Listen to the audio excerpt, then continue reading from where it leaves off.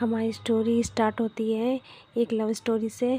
जो ये लड़की है इसका नाम जिया है और जिया को किडनैप कर लेते हैं किडनैपर वाले और किडनैप करके इसको लेके जाते हैं जियान के पास। आइए शुरुआत करते हैं इस स्टोरी की और बताते हैं स्टोरी में और क्या है। ये जब जिया अपनी आंखें खोलती है तो वो देखती है कि वो एक सोफ़े पे लेटी हुई है और इसके पास जियान है और वो घबराती है कि मैं कहाँ पे हूँ। एकदम से फिर जियान आ जाता है और उससे कहता है कि तुम्हें हमने किडनैप करा है, मैंने तुमसे कहा था, तुमने शादी के लिए मना नहीं करा। तो वो सोचती है कि तुम कौन हो, मैं तो तुम्हें जानती तक नहीं हूँ।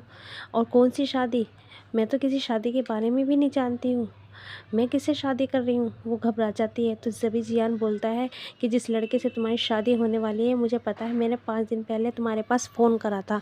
तो जिया जो है वो घबरा जाती है और कहती है कि मुझे थोड़ा वक्त तो दो, मैं कैसे मना करूँ। तो जियान कहता है कि मुझे नहीं पता, मुझे बस इतना पता है कि तुम्हें शादी से रोकना है। तो जियान कहता है कि मुझे नहीं पता है कि तुम्हें शादी मना करनी है तो करनी है और मुझसे ही शादी करनी है। तो कहते हैं मुझे घर जाने दो, पहले मेरा हाथ खोलो तो मैं घर चली जाऊंगी, जब भी तो मैं मना करूंगी। तो जियान कहता है ठीक है, अभी मैं तुम्हारा हाथों को खोल देता हूँ। और वो उससे बदतमीज़ी करने लगता है। और जिया जो होती है, हमारी जो हीरोइन है, वो बहुत घबरा जाती है और जियान उसके मतलब उसे बैड टचिंग करता है जो जिया को अच्छी नहीं लगती है। और जिया घबरा जाती है। वो कहता है कि मैं अभी तुम्हें खोल रहा हूँ, लेकिन तुम शादी से मना कर दो और मुझसे ही शादी करोगी, ये बात मेरी याद रखना। वो जियान बोलता है जिया से। तो जिया सोच में पड़ जाती है और वहाँ से निकल जाती हैं। तभी रास्ते में तभी रास्ते में जिया को फ़ोन आता है उसकी मम्मी का। उसकी मम्मी उससे वो मम्मी से बात करती है, भागते भागते आती है, वो मम्मी का कॉल आती है और मम्मी से बात करती है। उसकी मम्मी कहती है कि तुम कहाँ पे हो, जल्दी से आ जाओ, तुम्हारे भाई की तबीयत ज़्यादा ख़राब है। वो घबराती है और कहती है हाँ मॉम मैं आ रही हूँ, ओके जल्दी से। वो जल्दी से जाती है और हॉस्पिटल चली जाती है। वहीं हमारी हीरोइन की जो मम्मी होती है वो इससे कहती है कि मैंने तुम्हारी बीमारी में बहुत पैसा लगाया है, तुम्हें जिस लड़के से मैंने तुम्हारा रिश्ता कराया उस लड़के से तुम्हें शादी करनी पड़ेगी। तो जिया मना कर देती है कि मम्मी मैं उससे शादी नहीं करती। उसकी मम्मी उस पर गुस्सा होती है। तो जिया रोने लगती है और कहती है कि नहीं मैं शादी करूँगी। तो जिया उसकी मॉम कहती है, तो उसकी मॉम उसे थप्पड़ मार देती है और कहती है कि तुम्हें उससे शादी करनी पड़ेगी। और उसे दिल का दौरा करने का बहाना मिल जाता है और कहती है कि मैंने तुम्हारे लिए क्या कुछ नहीं करा, क्या तुम मेरे लिए उसे शादी नहीं कर सकती हो। क्योंकि वो 4 करोड़ रुपये देते हैं, तो 4 करोड़ के खातिर वो अपनी बेटी की उससे शादी कराने के लिए कहती है। तो उसमें हमारी हीरोइन कहती है कि तुमने मम्मा मुझे बेच दिया है, कि मैं तुम्हारे लिए इतनी भारी हूँ, मैं ऐसे कैसे कर सकती हूँ। तो उसकी माँ कहती है कि मुझे नहीं पता। और वो रोती है, हमारी हीरोइन रोती है और कहती है कि तुम्हें उसी से शादी करनी पड़ेगी। तुम्हारी बीमारी में इतना पैसा लगा है, तुम्हारे भाई की बीमारी में इतना पैसा लगा है, तुम्हें 4 करोड़ रुपये वो लड़के वाले हमें 4 करोड़ रुपये दे रहे हैं, तुम्हें उसी से ही शादी करनी पड़ेगी। वो रोती है, जिया रोती है और रो रो के चली जाती है जियान के घर पर। और जब वो देखती है, जब जियान के घर पे जाती है और जियान से बात करने के लिए कि मैं तुमसे शादी नहीं कर सकती हूँ, तो जियान बैठा हुआ होता है जो कि एक बहुत ही सुलझा हुआ लड़का है और बहुत ही प्यारा लड़का है। तो जियान उसे कहता है कि तुम आ गई, मैं तुम्हारा ही इंतज़ार कर रहा था। तो जिया बोलती है कि मुझे पता है कि आप मेरा इंतज़ार कर रहे थे, लेकिन मैं आपसे शादी नहीं कर सकती, शादी तोड़ना चाहती हूँ, मैं तुम्हारे साथ रिलेशनशिप में नहीं रहना चाहती हूँ। तो इस पर जियान कहता है कि वजह क्या है, किस वजह से तुम मेरे से तलाक डिवोर्स चाहती हो। तो वो कहता है कि बस मैं तुम्हारे साथ नहीं रहना चाहती हूँ। वो उसको मतलब हार्ट टचिंग करता है, उसको उसके साथ बदतमीज़ी करने की कोशिश करता है, जो कि वो जिया को बिल्कुल नहीं अच्छा लगता।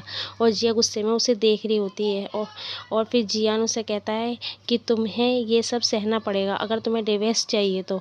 और वो क्या करे, जिया को तो डिवोर्स चाहिए। तो वो कहती है कि मेरे पेट में बहुत दर्द हो रहा है, पता नहीं क्यों। तो जियान कहता है कि चलो मेरे साथ, तुम्हारे पेट में दर्द हो रहा है ना, अगर ये ड्रामा हुआ तो बताऊंगा। तो जिया को जियान ले जाता है अपने साथ और उसको देखता है कि कहीं उसकी तबीयत तो ख़राब नहीं है।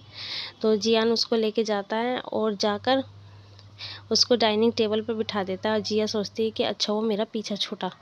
तो फिर वो दोनों बैठे हुए होते हैं, जिया भी और जियान भी। काफ़ी टाइम हो गया है। तो जियान कहता है जिया से कि तुम्हें हमसे डिवोर्स किस लिए चाहिए, तुम मुझसे डिवोर्स किस लिए लेना चाहती हो। तुम इस बात को मुझे बताओ, क्या हम दोनों एक साथ नहीं रह सकते हैं?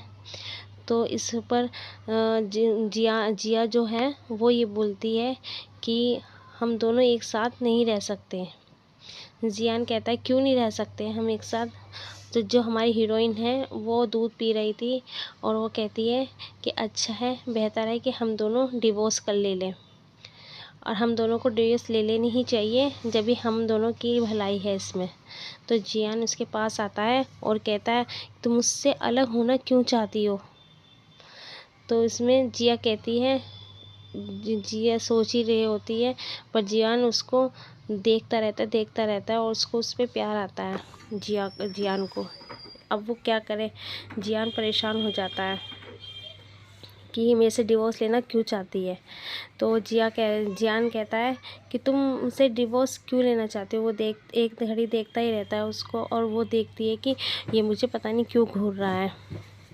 तो इस पर जियान बोलता है कि ठीक है, तुम मुझसे डिवोर्स ले सकती हो, अभी फ़िलहाल तुम घर से जाओ। तो जिया जो है हमारी हीरोइन, वो घर से बाहर जाती है। वो थोड़ी देर के लिए जाती है, वो थोड़ी देर के लिए बाहर खड़ी हो जाती है और कहती है कि ठीक है, तो मैं अपने वकील से मिल के हम दोनों तलाक ले लेंगे। फिर जियान उसके लिए खाना लेके आता है और कहता है लो, तुम्हें भूख लग रही है, तुम खाना खा लो, खाना खा लो। तो उस पर जिया बोलती है कि नहीं, मुझे नहीं खाना, मुझे भूख नहीं है।